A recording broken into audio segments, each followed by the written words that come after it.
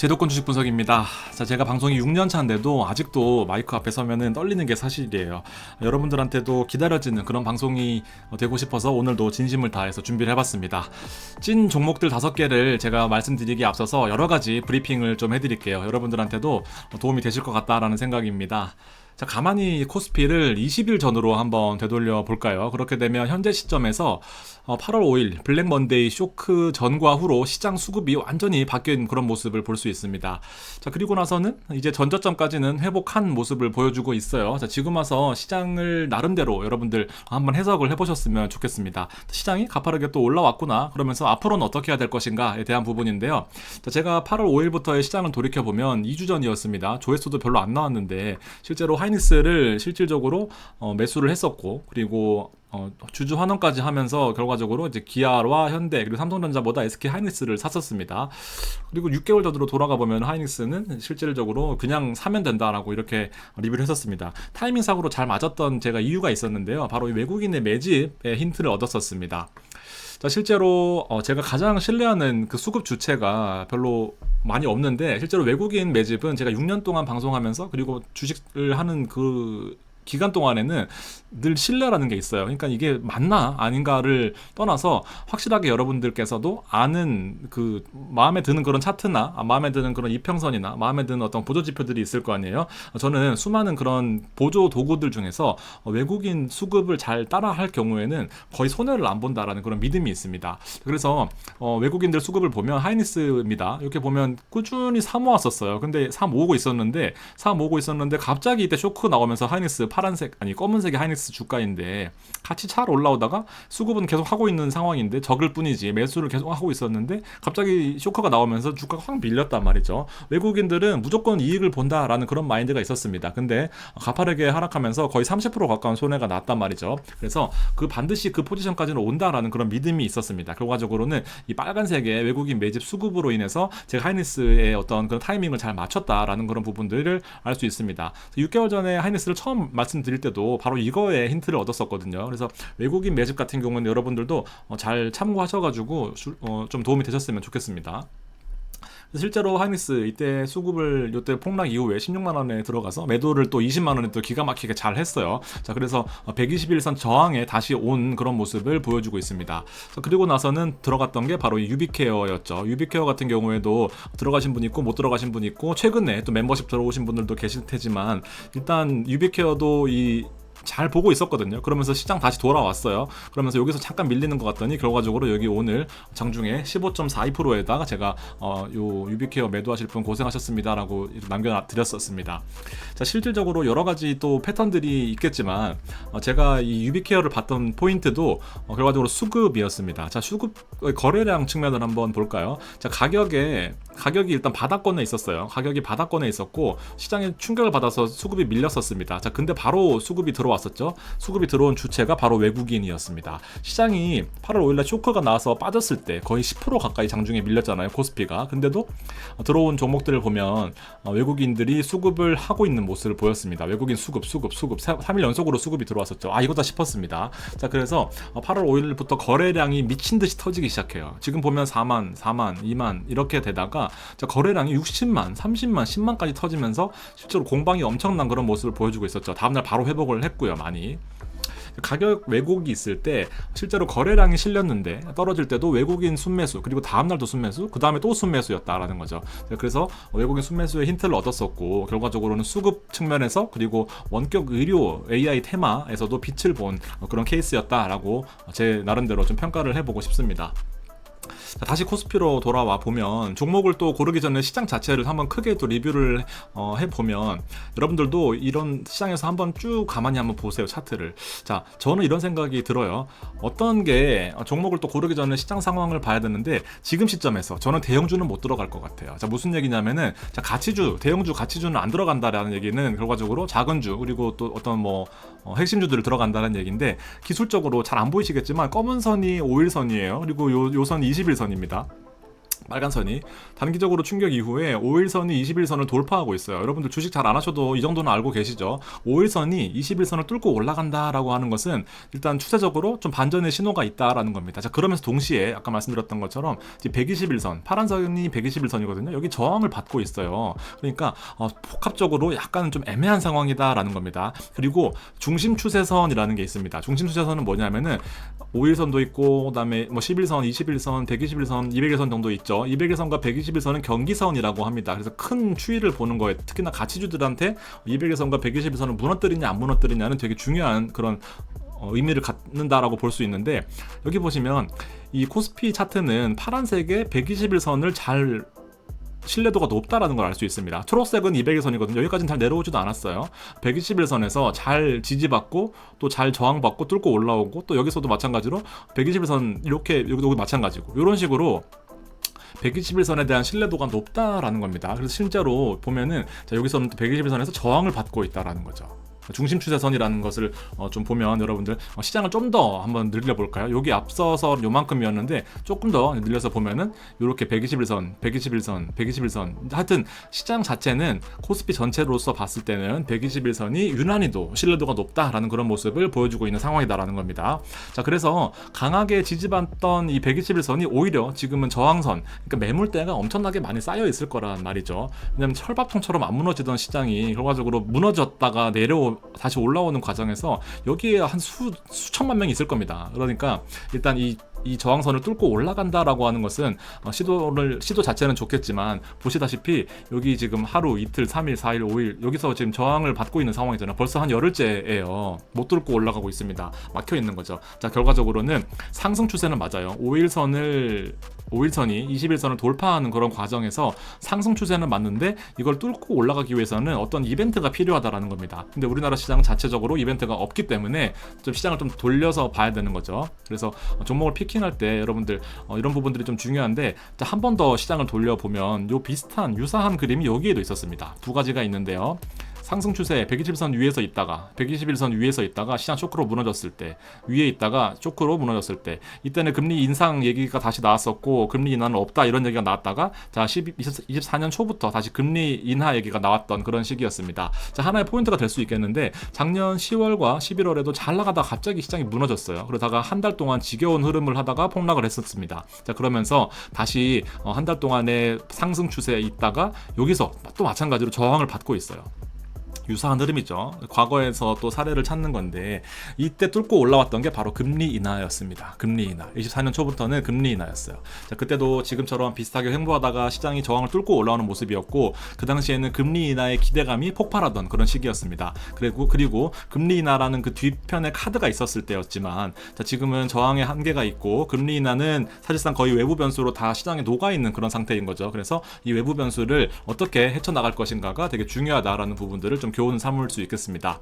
자, 코스피의 대형주들이 결국 해줘야 되는데 자, 오늘 시가총액 상위에 있는 대형주들을 보면 형편없습니다. 뭐 갑자기 이런 2차전지주들이 올라오고 선바가 100만 원을 찍었다가 또 빠지는 그런 모습을 보여줬죠. 자, 현재 시점에서 자, 중요한 외부 변수는 바로 이제 내일 당장 있을 엔비디아 실적입니다. 자, 그리고 또 9월에 경제 지표가 있겠죠. 그 다음에 대망의 FOMC까지 줄줄이 9월 달에 이벤트들이 남아있는 이제 그런 상황이다라는 겁니다.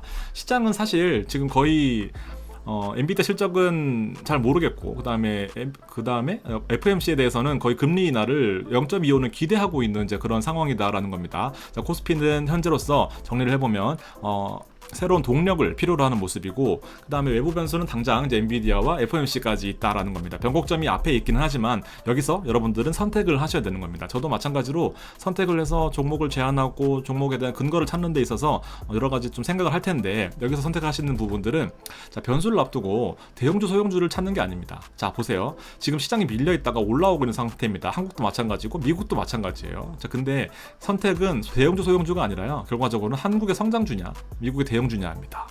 이해되시나요?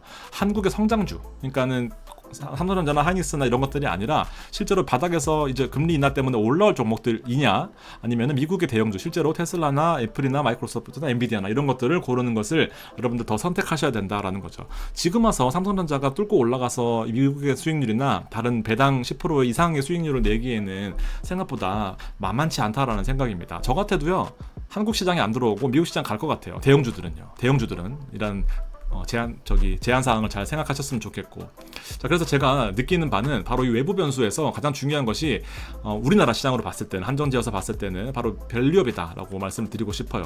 밸류업이요, 생각보다 현장에서 느끼는 그 감각은 엄청나게 예민하고 기대도 많이 하고 있고, 물밑 작업도 많이 하고 있어요. 현재 지금 이 밸류업 통해서는 KB는 밸류업 전용관을 운영하고 있다라고 하네요. 아마 들어가 보면 뭐 밸류업에 대한 종목들, 뭐 전망들 이런 것들 나와 있을 것 같아요. 아마 저도 많이 자료들이 있는데 그런 것들을 이런 이벤트를 통해서 하고 있다라는 거고, 밸류업을 위해서 금토세를 폐지한다라는 겁니다. 하여튼 여러 가지로 밸류업은 여러분들이 느끼는 것보다 실제로 아까 그 저항선에서 이 외부 변수로서 뚫고 올라갈 수 있는 가능성이 좀 크다라는 겁니다.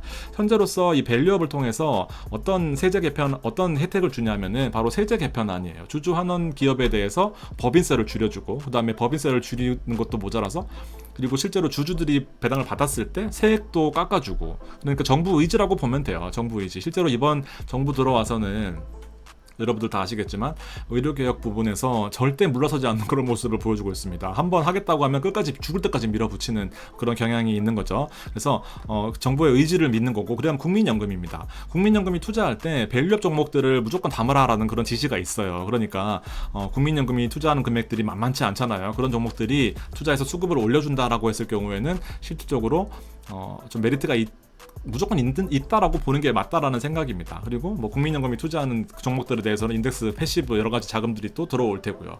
아무튼 그런 부분에 있어서는 실제로 국내 시장에서 이 저항선을 뚫고 올라갈 수 있는 마지막 기대, 4분기에 특히 4분기에 이 ETF들이 나올 건데, 이 기대가 결국 밸류업이다라고 생각을 합니다. 자, 밸류업 기업들의 혜택은요, 결과적으로 돈 벌어오는 종목들을 좀 보자라는 겁니다. 현금 많은 기업들이 위주가 될 거고요. 여기 보시면은요, 4분기에 ETF가 나올 겁니다. 참고로 4분기에 이 밸류업 종목들만 모은 ETF들이 나올 거예요. 이거 지금 짜고 있습니다. 그래서 미리 종목들 들어가는데 제가 종목들 뒤에 말씀을 드릴게요. 미리 말씀드리겠습니다. 자, 고배당 종목들이 기본이고요. 기아, 현대, 그리고 HK 이노엔도 맞습니다. 한국마도 맞고요. 자, 대표적으로 종목을 드렸고, 나머지는 은행주들이에요. 은행주들. 자, 그리고 실질적으로 여러분들이 금토세 대상 회피할 수 없겠죠. 특히나 배당 받는 부분에 있어서는 무조건 세금이 나가는 부분이 있어서 실질적으로 이 밸류업 하는 기업들한테는 주주 환원을 많이 한다라는 게 결과적으로 배당을 많이 준다라는 거거든요. 배당을 많이 줄 거니까 주가가 배당을 기대해서 더 많이 오르는 거고요. 배당을 주니까 더 많이 오르는 거죠. 배당을 준다라는 말은 그만큼 밑에 하방이 막혀 있다라는 거예요. 그러니까 내가 만약에 10,000원짜리 주식인데 배당을 안 주는 종목과 배당을 5% 주는 종목은 얘는 5%가 빠져도 된다라는 거죠. 그러니까 더 많이 올라가는 거죠. 1,500원에서 시작하는 겁니다. 이렇게 보시면 되고, 빠져도 왜냐면 5%가 나오니까요. 그렇죠. 이해되시죠? 그래서 이 기업들한테서는 세액 공제 혜택이 어떻게 되냐면, 여기 써 있는데 차년도 현금 배당에다가 분리과세도 준다라고 하고 15.4%가 아니라 9%로 세율이 낮아진다라고 합니다. 그런 부분도 있고, 과세 특례 이렇게 내용을 써놨습니다. 밸류업한테 제공되는 혜택들은 이렇게 많다라는 그런 내용입니다.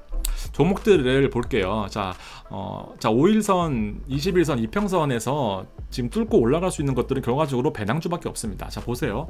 검은색의 5일선이 21선을 뚫고 올라가는데요, 흐름 자체가 되게 강해요. 고점을 뚫고 올라갔습니다. 심지어 거래량도 터져가면서요.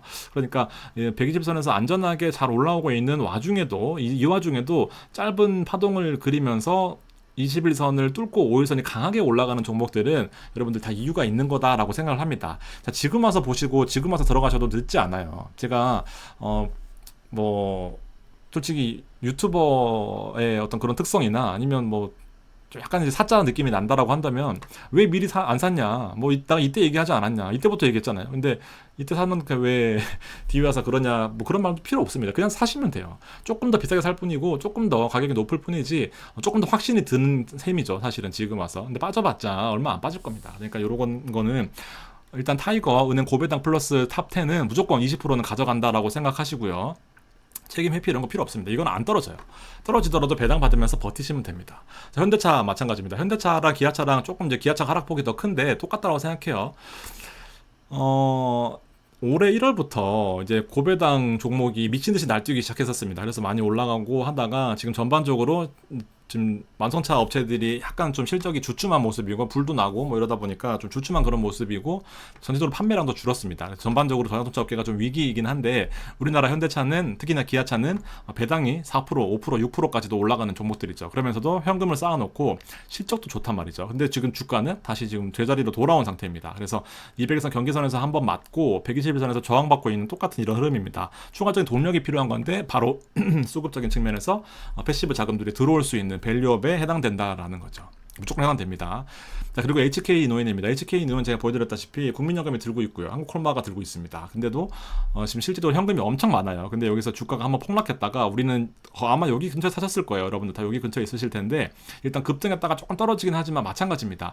지금 밸류는요 다 200일선 121선 요 근처에 다 있어야 정상적인 레벨이에요. 올라갔다 그러면 고평가되어 있는 거고요. 떨어져 있으면 그 종목은 사야 되는 겁니다. 좋은 종목들 중에서. 근데 마찬가지로 여기 다 근처에 있을 거예요. 요 근처에 사시면 되는 거죠. 그래서 HK 이노엔까지도 계속해서 홀딩하시는 게 좋을 것 같다라는 생각이고요. 그리고 메리츠 금융지주입니다. 자, 메리츠 금융지주는 지금 도대체 4분기에 어떤 환원 정책을 발표할까가 시장의 가장 큰 화두거든요. 약간은 양날의 검입니다. 지금 우리는 메리츠 금융지주를 거의 한 10%, 15% 혹은 많게는 한 18%까지 수익 나셨을 거란 말이죠. 자, 근데 메리츠 금융지주는 양날의 검이긴 합니다. 왜냐하면 실적도 좋고 메리츠도 증권사가 좀 호황이고 매출도 많이 늘었고 그렇긴 한데 일단 주가가 생각보다 더 많이 올라와 있단 말이죠. 왜냐하면 올해 초만 해도 4만 원 얼마야 5만 원 하던 종목이었는데 지금 거의 10만 원을 올라가고 있습니다. 아무리 아무리 밸류업이라도 이게 200%까지 올라갈 거는 아니라는 생각이 좀 들긴 하는데 얼마나 환원 정책을 지네들끼리 알고 있기에 이렇게 하나라는 생각이 듭니다. 약간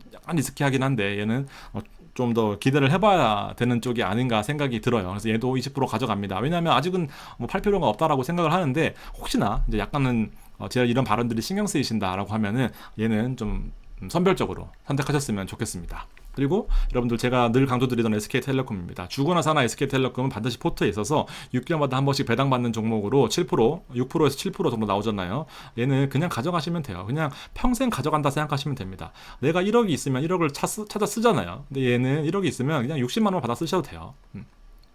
그렇게 생각을 하면서 그냥 평생 가져간다라고 생각하시면서 이렇게 5가지 종목들을 여러분들 잘 생각하셔서 나는 조금 더 신경 안 쓰고 ETF에 담고 싶어 하시는 분들은 앞서 보여드렸던 은행 고배당을 하시면 되고 나머지 신한지주 그다음에 또 기업은행 대신여권 우선주 그런 종목들 또 여러 가지 또 말씀드렸지만 조금 더 리스크를 해지하고 싶으신 분들은 10, 10, 10, 10 나누셔도 됩니다. 자, 그런 식으로 여러분들 포트폴리오를 4분기까지 잘 가져간다라는 마인드로 일단 투자 자체 체질을 바꾸실 거면 그렇게 하시는 게 좋겠다라는 생각을 드리면서 마무리하도록 하겠습니다.